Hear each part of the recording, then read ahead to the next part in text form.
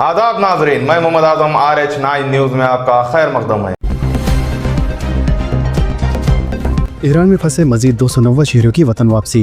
Operation सिंदूर के तहत अब तक 1117 हिंदुस्तानियों को बाहिफाजत लाया गया। वजारत खारजा का बयान। ईरान और इसराइल में शदीद जंग के दरमियान हुकूमत हिंद का ऑपरेशन सिंदूर जारी है, लिहाजा इस ऑपरेशन की शुरुआत 18 जून से हुई थी, जिसके तहत अब तक ईरान में फंसे सैकड़ों हिंदुस्तानी शहरियों को बाहिफाजत मुल्क वापस लाया जा चुका है।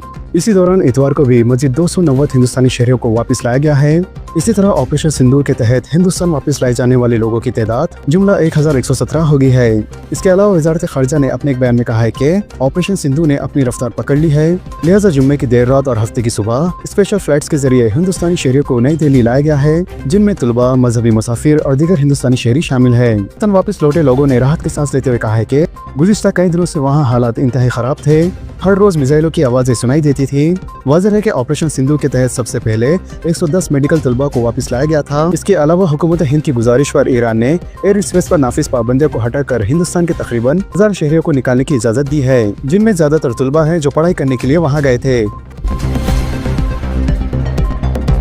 वज़ीर आज़म मोदी की ईरानी सदर से बातचीत। वज़ीर आज़म नरेंद्र मोदी ने इतवार को ईरान के सदर से बातचीत करते हुए इसराइल के साथ ईरान के तसादुम पर गहरी तशवीश का इजहार किया और बातचीत के जरिए फौरी कशीदगी में कमी पर जोर दिया। लिहाजा ईरान के न्यूक्लियर तंसीबात पर अमेरिका के हमले के कुछ घंटों बाद मोदी और ईरानी सदर के दरमियान टेलीफोन पर बातचीत हुई। सोशल मीडिया पर एक पोस्ट में वज़ीर आज़म नरेंद्र मोदी ने कहा है कि इन्होंने कशीदगी में इजाफे पर गहरी तशवीश का इजहार किया और कहा कि बातचीत और सफारतकारी इलाकाई अमन की जल्द बहाली के लिए आगे बढ़ने का एक वाहिद रास्ता है। इसके अलावा मोदी ने कहा है कि हमने मौजूदा सूरत हाल के बारे में तफसील से बातचीत की। वाज़ेह है कि ईरान के न्यूक्लियर तंसीबात पर अमेरिका के हमले से जंग फैलने के अंदेशे और बढ़ चुके हैं। UGC नेट के इम्तिहान एडमिट कार्ड की 25 जून को इजराई। मुल्क भर में तालीमी इदारों में दाखिलों के लिए जिम्मेदार मरकजी इदारा NTA ने बताया है कि यूनिवर्सिटी ग्रांट कमीशन यानी UGC की जानिब से मुनक़द शुदा कौमी सतह के अहलियत इम्तिहान नेट इसके सिलसिले में 25 जून से एडमिट कार्ड जारी किए जाएंगे। लिहाजा NTA ने उम्मीदवारों को कहा है कि वो UGC की ऑफिशियल वेबसाइट से अपने हॉल टिकट डाउनलोड कर सकते हैं। लिहाजा 25 जून से जारी करदा एडमिट कार्ड के पेश नज़र NTA ने बताया है कि जून की 26, 25 और 27 को इम्तिहानात के लिए इन शहरों के नाम को भी जारी किया जाएगा जहाँ ये इम्तिहान मुनक़द होंगे। हुकूमत ने BRS दौर की एक भी स्कीम को खत्म नहीं किया, भट्टी विक्रमार्का का बयान। रियासत तेलंगाना के डिप्टी चीफ मिनिस्टर भट्टी विक्रमार्का ने अहदेदारों को हिदायत दी है कि वो टैक्स के अलावा दीगर जराए से होने वाली आमदनी में इजाफे के लिए तवज्जो मरकूज करें। इसके अलावा डिप्टी चीफ मिनिस्टर की सदारत में इंफ्रास्ट्रक्चर और कैपिटल सब कमेटी का इजलास सेक्रेटरीट में मुनक़द हुआ, जिसमें कमेटी के अरकान के अलावा रियासती वज़ीर उत्तम कुमार रेड्डी और कोमटिरेड्डी वेंकट रेड्डी ने भी शिरकत की। लिहाजा इस मौके पर भट्टी विक्रमार्का ने जोर देते हुए कहा है कि न सिर्फ टैक्स के अलावा दीगर जराए से हासिल होने वाली आमदनी में इजाफे की जरूरत है, बल्कि इन्होंने मरकज से फंड्स की हसूल पर भी जोर दिया। मजीद उन्होंने कहा है कि मौजूदा हुकूमत BRS दौर की एक भी स्कीम को खत्म नहीं कर रही है, बल्कि इनकी हुकूमत 33,600 करोड़ रुपए मालियत के फलाही प्रोग्राम पर अमल कर रही है। रैतु भरोसा स्कीम के तहत किसानों के बैंक अकाउंट्स में रकूमत की मुंतकली जारी। तेलंगाना हुकूमत के जरिए शुरू किए गए रैतु भरोसा प्रोग्राम के हिस्से के तौर पर किसानों के खातों में रकम जमा करने का प्रोग्राम रियासत भर में तेजी से आगे बढ़ रहा है। लिहाजा 3,28,000 किसानों के खातों में 355 करोड़ रुपए अब तक जमा हो चुके हैं। इसके अलावा जिले ज़राअत अफसर शिव प्रसाद ने बताया कि इस महीने की 21 तारीख को जिले के 15,700 किसानों के खातों में एक ही दिन में 57 करोड़ रुपए की रकम जमा कराई गई है। इसके साथ ही जिले में किसान न सिर्फ सरगर्मी से बीज और खाद की खरीदारी कर रहे हैं, बल्कि खरीफ सीजन से मुतालिक दीगर ज़राई सरगर्मियाँ जोश व खरोश से शुरू कर रहे हैं।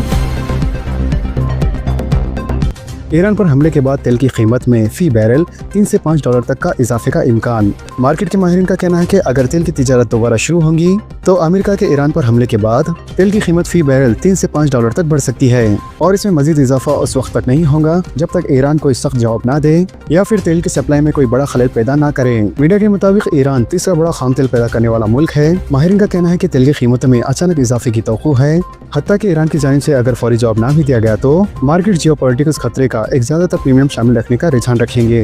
लिहाजा हिंदुस्तान ने ईरान पर इजरायली हमलों से पैदा हसास सूरत हाल के दरमियान जून में रूसी तेल की खरीदी तेज कर दी है और मशरक़ी वस्ती के सप्लाई कुंदगान जैसे सऊदी अरब और इराक से हासिल किए जाने वाले तेल से कहीं ज्यादा तेल खरीदा है। वाज़ेह है कि अमेरिकी फौज ने इतवार की सुबह ईरान में 3 न्यूक्लियर तंसीबात पर हमला किए हैं, जिससे जंग की सूरत हाल और खराब हो गई है। लिहाजा अगर ऐसी सूरत हाल जारी रहे तो आने वाले दिनों में पेट्रोल और डीजल की कीमतों में मज़ीद और इजाफा देखने को मिल सकता है। आइंदा 3 वर्षों में 20 लाख मकानात की तामीर। वादे के मुताबिक इंदिरा मकानात की तामीर मुकम्मल करने 30 रियाज रेड्डी का तयख्खुन। रियासत तेलंगाना के housing minister P Srinivas Reddy ने कहा है कि कांग्रेस हुकूमत अपने इंतखाबी वादे के तहत आने वाले 3.5 साल में गरीबों के लिए 20 लाख इंदिरा मकान तामीर करेंगी। मजीद उन्होंने कहा है कि इस वादे को पूरा करने के लिए वो अपने आप को गिरवी रखते हुए मुकर्ररा निशाने को हासिल करेंगे और वादे के मुताबिक इंदिरा मकान की तामीर मुकम्मल करने के बाद ही अवाम से वोट मांग ले जाएंगे। इन्होंने कहा कि पहले मरहले के तहत हर असेंबली हल्के में 3,500 मकानात की मंजूरी दी गई है। इसी तरह रियासत भर के 119 असेंबली हल्कों में 4,50,000 मकानात की तामीर की जा रही है और इन मकानात की तामीर के लिए 22,500 करोड़ रुपए मुख्तस की गए हैं। लिहाजा इनमें अब तक 2,65,000 इस्तिफादा कुंदगान का इंतखाब करते हुए इन्हें मकानात की मंजूरी के मकतूब हवाले कर दिए गए हैं और इन मकानात में 71,000 मकानात की तामीर का काम भी शुरू हो चुका है, जबकि 3,000 मकानात की दीवारें और छत का काम मुकम्मल हो गया है। वजीर हाउसिंग ने कहा कि इंदिरा मकानात के लिए रियासत भर से तकरीबन 18 लाख दरख्वास्तें मौसूल हुई है और इनमें से 16,50,000 मकानात को हुकूमत ने मंजूर करने का फैसला किया है। लिहाजा हर एक मकान 400 से 600 स्क्वायर फीट पर तामीर करने का मनसूबा तैयार किया गया है। इन्होंने कहा है कि इस्तिफादा कुंदगान अगर जल्द से जल्द मकान की तामीर मुकम्मल करते हैं तो इन्हें फौरी बिल्स अदा करने के इक़दाम किए जाएंगे। श्रीनिवास रेड्डी ने कहा है कि गरीबों को ज़ाती मकान फराहम करने के ख्वाब को पूरा करना ही हुकूमत का अहम निशाना है। वजीर मौसूफ ने कहा है कि दौरे BRS से हुकूमत में शुरू किए गए 69,000 डबल बेडरूम के मकानात अभी भी नामुकम्मल है। लिहाजा इन मकानात की तामीर का अमल अगर कॉन्ट्रैक्टर मुकम्मल नहीं करते हैं तो ऐसी सूरत में इस्तिफादा कुंदगान को ही फी कस 5 लाख की रकम अदा करते हुए इन्हें अपनी तरफ से तामीरी काम मुकम्मल करने की तरगीब दी जाएंगी। इसके अलावा इन्होंने एक अहम बात पर तरजीह देते हुए इस बात की वजाहत की है कि इंदिरा मकानात के अहले खानदान अगर ज़ाती ज़मीन नहीं रखते हैं तो ऐसी सूरत में इन्हें डबल बेडरूम के मकानात मुख्तस किए जाएंगे। माली बहरान के बावजूद कांग्रेस क़यादत की फलाही स्कीमत जारी, हर खानदान को तरक्की देना वज़ीर आला का मकसद। निज़ामाबाद में कल्याण लक्ष्मी और शादी मुबारक चेक्स की तकसीम के मौके पर MLC महेश कुमार गौड़ का खिताब। रुकन कानून साज कौंसिल मिस्टर महेश कुमार गौड़ ने कहा है कि रियासत में माली बहरान के बावजूद कांग्रेस हुकूमत की क़यादत में तमाम तर फलाही स्कीमत को जारी रखा जाएगा। मजीद उन्होंने कहा कि वज़ीर आला रेवंत रेड्डी की क़यादत गरीबों की भलाई को औलीन तरजीह दी जा रही है और हर खानदान की तरक्की हुकूमत का औलीन फरीज़ा है। लिहाजा इस मौके पर उन्होंने 572 मुस्तकीन में कल्याण लक्ष्मी और शादी मुबारक के चेक्स की तकसीम किए।